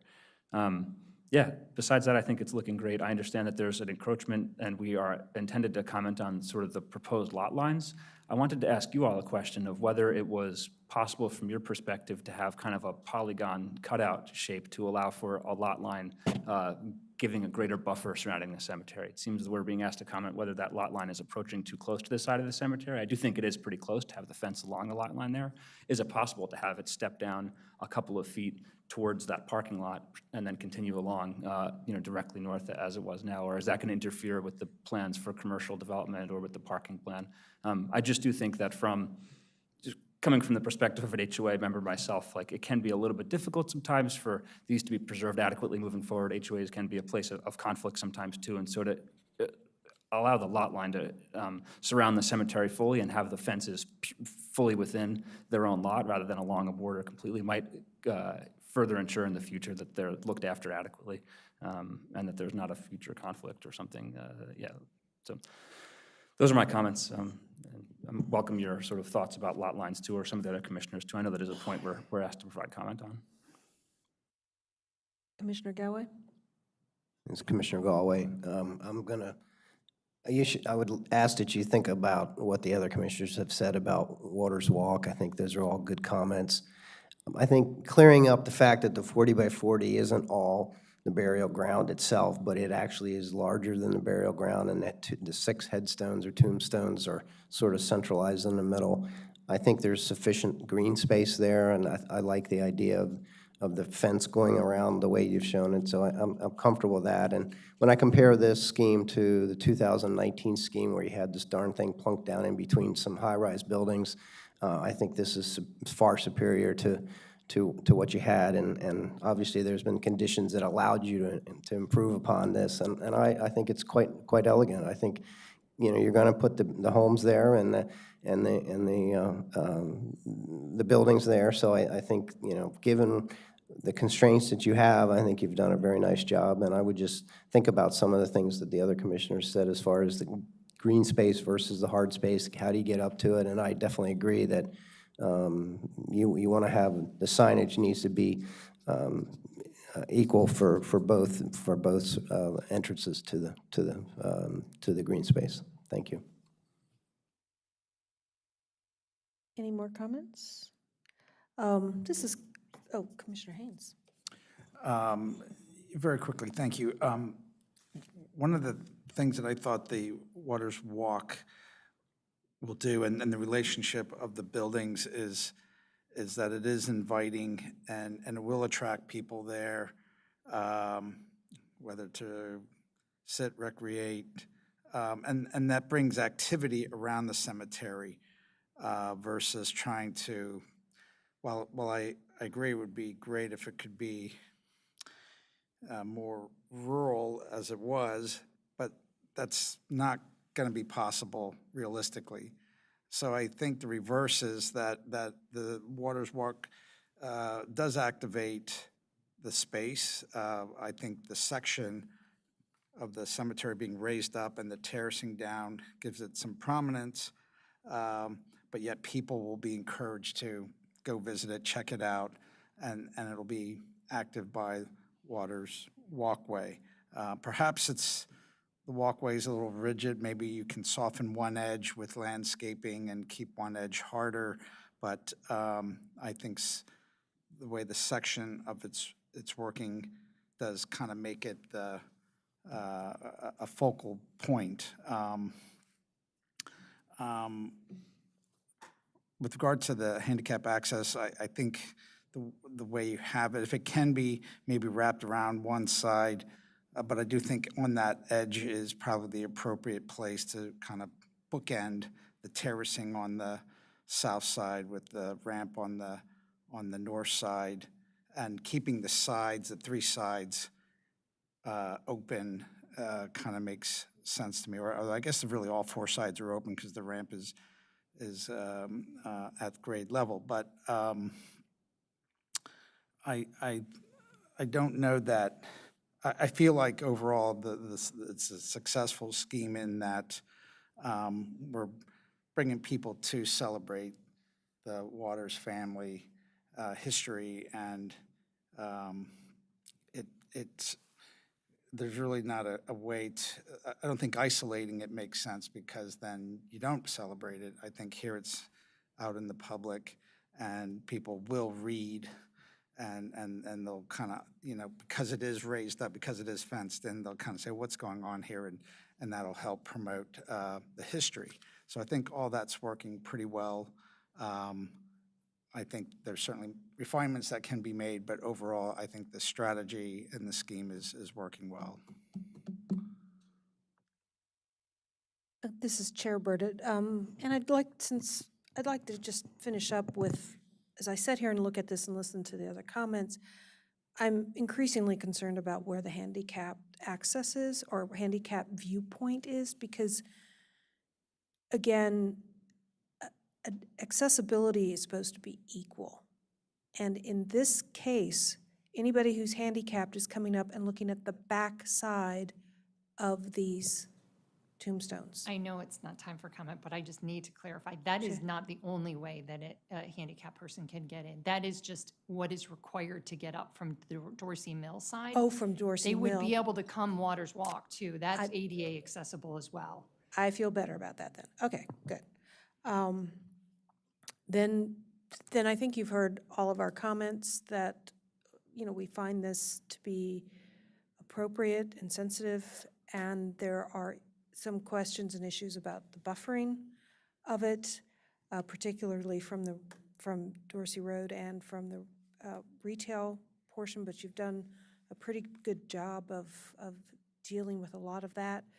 I am still a little concerned about the HOA management of this. As Commissioner Dominiani says, sometimes HOAs can be very conflicted or just negligent. Best case is they're wonderful people who take very good care.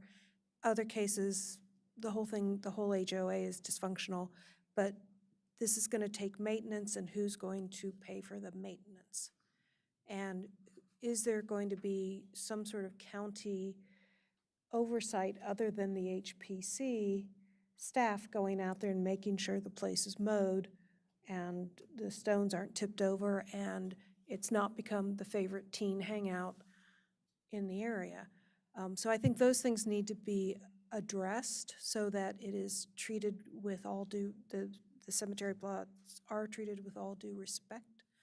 But other than that, I think it's a much better situation than what it was in 2019. And are the residential buildings, are these just kind of placeholders, or is that really the? That's reflecting the architecture. Yeah. That's reflecting the architecture. Mm-hmm. Okay. Sure. Commissioner Kaplan again. Yeah, I just wanted to make a clarification. I wasn't suggesting kind of isolating the cemetery and taking it kind of out of circulation.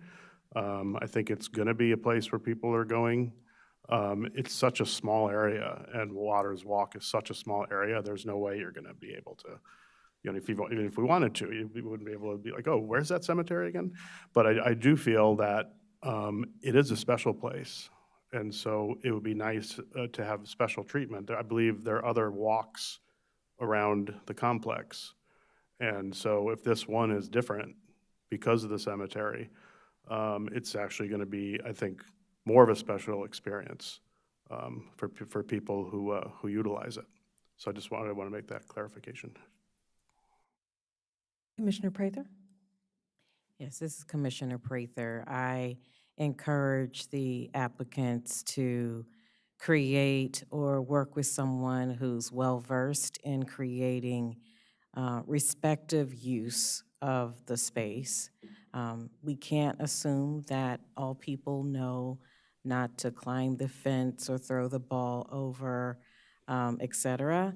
And having 30 years experience with HOAs and owning condos and such, we've had to be very intentional in creating language that will be well understood by people who are walking by, skateboarding, or other things, as we see oftentimes with malls and, other public places. So I would just caution you from experience to be very intentional about that level of communication. Not everyone understands what a cemetery and how to respect that space. And I am attached to a couple historic cemeteries locally. I'm very familiar with Waters Landing. I live not far from there. And so I think it's a great plan that you have thoughtfully looked at layout and how to not tuck away, but really celebrate the life of the Waters. And so those are my comments. And you've heard our comments. I think we're all very consistent, and I'd just like to add that the HPC will support and recommend to the planning board that the headstones will need to be reset. And with that, I think we are done and look forward to the next time you come back. Thank you all very much. Thank you. Thank you. All right, next up is item number 4, the tax credit review guidance. And there is a staff explanation report. There is just one moment while we shuffle chairs. HPC musical chairs.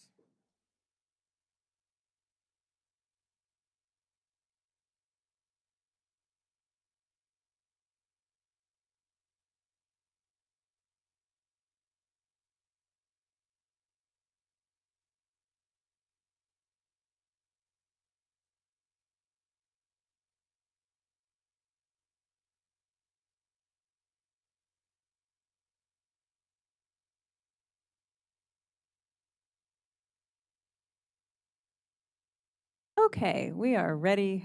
Staff is ready to go. We actually don't have a PowerPoint presentation for this queued up for you guys, but Dan can give you probably something very similar to the intro that we gave during the work session, just describing the purpose and need for this memo and walking you through it briefly, and then we can have a discussion.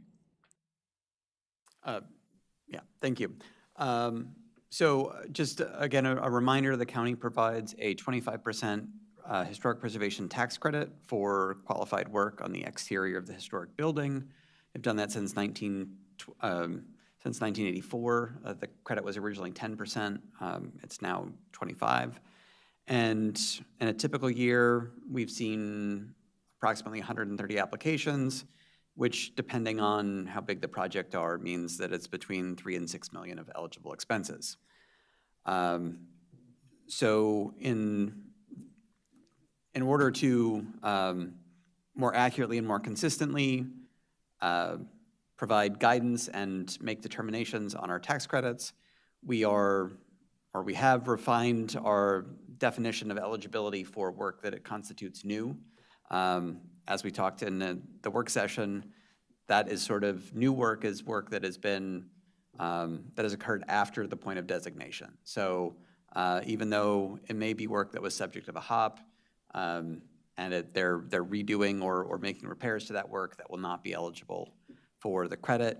Additionally, in our memo, we provided a little more guidance. This is largely internal, but it will be produced in a website and introduced to the public that just provides a little more of the structure of how we review some of these elements. Windows, porches, porch floors, things of that nature. And we wanted to bring this to your attention because the HPC authorizes the regulatory staff to submit these tax credits in tranches to the Department of Finance, and we're happy to answer whatever questions you have on it.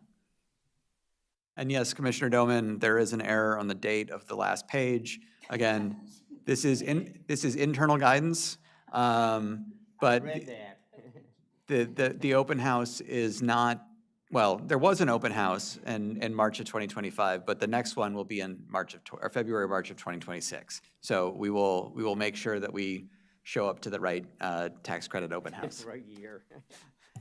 I have another question. That had nothing to do with it. Do you, or can you, or should you give these to applicants? I mean, when somebody's coming in, or, I mean, this would be a good thing for somebody to have right away before they even start doing anything, don't you think? I mean, it's a good document. I'm not saying it's bad, but it needs to be with the individual that's coming in to apply for tax credit. Right. So every year, property owners of historic properties get mailed a postcard that reminds them of the availability of the tax credit program. That directs them to our website, which is where the application is housed. Much of this information will be revised and incorporated to our website that provides guidance on the tax credit. So as far as a standalone document, it's not our intent to provide that to applicants, but we are going to incorporate that into sort of our public-facing guidance that we, on our website. So this will be generally available. And if you go on our website now, there are examples of eligible and ineligible work. There are some case studies. There are instructions on how to fill out the application. So we will be updating our website in accordance with this information and reflection of that. Yeah, very good. And one other topic, how about signs?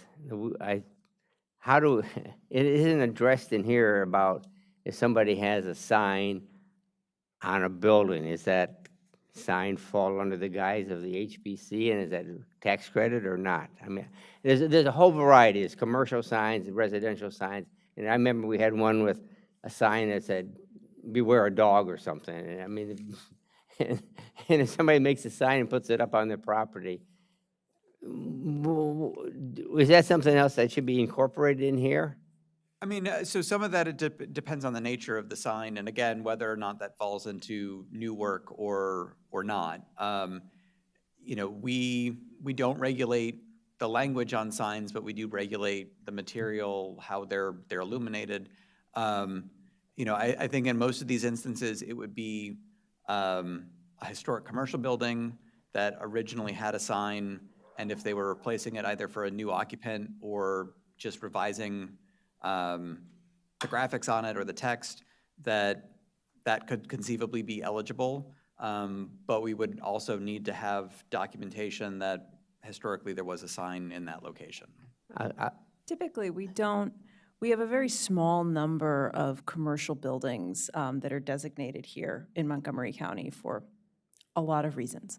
The projects that I'm thinking of that would probably most easily qualify would be the rehabilitation of the marquees at the theaters, like the Flower Theater and then the Bethesda Theater, where they redid the marquee and the lighting and all of the, sort of superstructure of that piece of the theater. So that's like signage for the theater, but we don't have designated, for example, like mid-century modern buildings like we tried with the Wellers, for example. Like if the Wellers sign had been designated. Any work on that would have qualified for the tax credit. But as Dan was saying, it would be a really, really sort of limited circumstance with the limited number of commercial buildings that we have that would qualify. And most signs just wouldn't qualify because they'd be new work and not rehabilitation of the building. I don't want to beat this to death, but. No, this is fun. There's a case here in Silver Spring that a mattress company came in. There was a marquee above there, and it had to be a certain color red or something like that because it had to look like the sign that was there previously. If the applicant made the sign as we as commission suggested, that it'd be more sensitive to the building, right? Because it's an historic shopping center right there.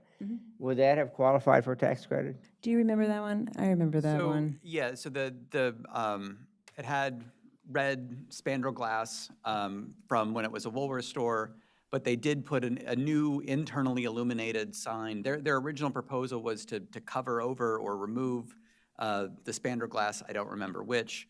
I think that was Michael Kynes was the regulatory reviewer for that. But their proposal was always to put an internally illuminated sign mounted to the building that is not a historically accurate sign for that building, so it would not qualify. All of the work they did to restore the spandrel glass would qualify as an exterior treatment, but the signage itself would not. And by the way, just as if you all haven't seen it, the tenant has changed out, and there's a new tenant, and at least as of, I believe it was Thanksgiving when we walked past, that they were using vinyl signage to cover over the spandrel glass and on the doors. So we saw it then and kind of like, oh, that's new. And traffic's been so bad you really can't get a good look at it right now because you just can't look. So yeah, you might want to check it out and make sure now it's fitness center. Thank you for that. We'll go back and have a look. But I do recall that we have done, in Tacoma in particular, there was some signage, but I think it wasn't so much the sign itself as just how it generally appeared and attached to the building. But we just haven't had that much historic signage. Yeah, I think that's accurate. Commissioner Haynes, were you? No, oh, you're just tapped, okay. I would make a comment that make whatever you give to the applicants as simple and clear as possible, as in do this, do that, a checklist, whatever, but just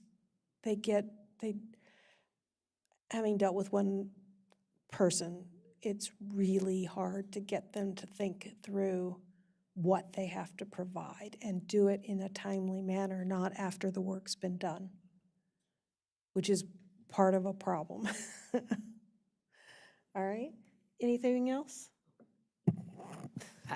Commissioner Prather also had Commissioner Prather, yeah. Oh, there was, what was it, Potomac Overlook, where the house was painted on the lower level. Does that qualify for tax credit? So our determination, well, the painting, no. But the removal of paint did include masonry cleaning. So in our determination, that made that work eligible for the tax credit. So the amount of money that was spent to take the old paint, the illegally applied paint off, was a tax credit? We haven't received an application for it, but we did, as part of the discussion internally, determine that the work to remove the paint and clean the masonry was eligible. And has it in fact been removed? Yes. Okay. Thank you. And actually, you have seen a subsequent hop for that property that involved relocating one of the doors on the rear and other minor changes. Commissioner Prather? Yeah, this is Commissioner Prather. I value this document, and in the spirit of clear and concise instructions to the consumer, I would look forward to seeing something on the website or in a postcard that says what's new, all pun intended, right? Eligibility of new work, right?